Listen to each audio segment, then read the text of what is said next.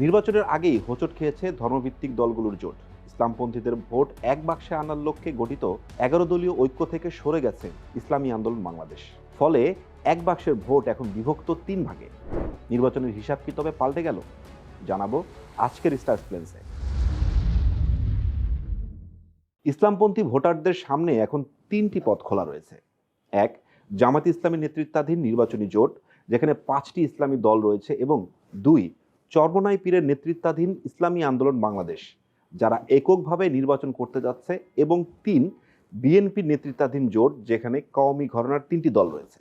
জামায়াত নেতৃত্বাধীন ১০ দলীয় নির্বাচনী ঐক্যে আরও ৪টি ইসলামী দল রয়েছে: বাংলাদেশ খেলাফতে মজলিস, বাংলাদেশ খেলাফতে আন্দোলন ও বাংলাদেশ নেজামি ইসলামী পার্টি।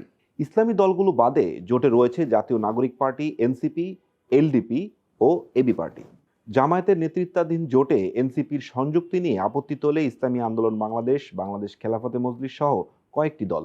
শেষ পর্যন্ত মামুনুল হকের বাংলাদেশ খেলাফতে মজলিসকে রাজি করানো গেলেও ইসলামী আন্দোলন বাংলাদেশের সঙ্গে জামায়াতের জোটের দূরত্ব বেড়েই যায়। ইসলামী আন্দোলন বাংলাদেশের দাবি ছিল ৭০ থেকে ৮০টি আসন, জামাত চেয়েছে ৩০ থেকে ৩৫ আসনের মধ্যে সীমিত রাখতে।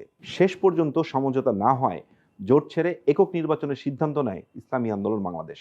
রাজনৈতিক বিশ্লেষক আলতাফ পারভেজের মতে, ইসলামী দলগুলোর মধ্যে মৌলিক পার্থক্য থাকায় একজোট হওয়া সম্ভব হয়নি। জামায়াত মওদুদি মতাদর্শের অনুসারী, আর ইসলামী আন্দোলন বাংলাদেশ দেওবন্দি ঘরানার। এই মতাদর্শের পার্থক্যের দেয়াল ভাঙা সম্ভব হয়নি।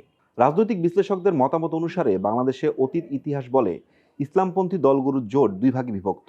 একটি ধারা কওমি মাদ্রাসা কেন্দ্রিক ছাত্র শিক্ষক, যাদের একটি বড় অংশ জামায়াতকে ভোট দেয় না।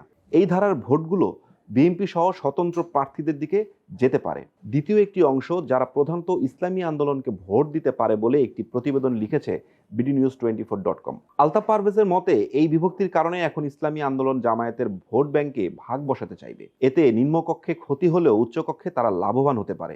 তবে দৈনিক নয়া দিগন্তের সম্পাদক সালাউদ্দিন মোহাম্মদ বাবর কিছুটা ভিন্ন মত প্রকাশ করেন।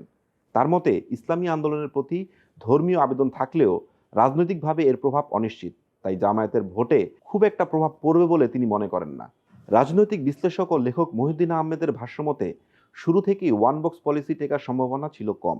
তার মতে, জামায়াতের জোটের মাধ্যমে বিএনপিকে চ্যালেঞ্জ করতে চাইলেও এখন নিজ শক্তিতে তাদের প্রতিদ্বন্দ্বিতা করতে হবে। রাজনৈতিক বিশ্লেষক অধ্যাপক খালিদুর রহমান bdnews24.com-কে বলেন, অতীতের আসন ভিত্তিক ভোটের ধারা এবং সাম্প্রতিক সময়ের পরিচালিত বিভিন্ন জনমত জরিপ বিশ্লেষণ করলে আসন্ন জাতীয় নির্বাচনে জামায়াতের ভোট ১০ থেকে ২০% মধ্যে সীমাবদ্ধ থাকতে পারে। অতীতে জামায়াতের সর্বোচ্চ সাফল্য আসে ১৯৯১ সালের নির্বাচনে। সেবার জামায়াত ১৮টি আসন এবং ১২.১৩% ভোট পেয়েছিল। ২০০১ সালে ৪ দলীয় জোট থেকে ১৭টি এবং ২০০৮ সালে ২টি আসন পায় তারা। ২০১৩ সালে নিবন্ধন হারায় জামাত। গত বছর জুনে নিবন্ধন ও প্রতীক তারা ফিরে পায়।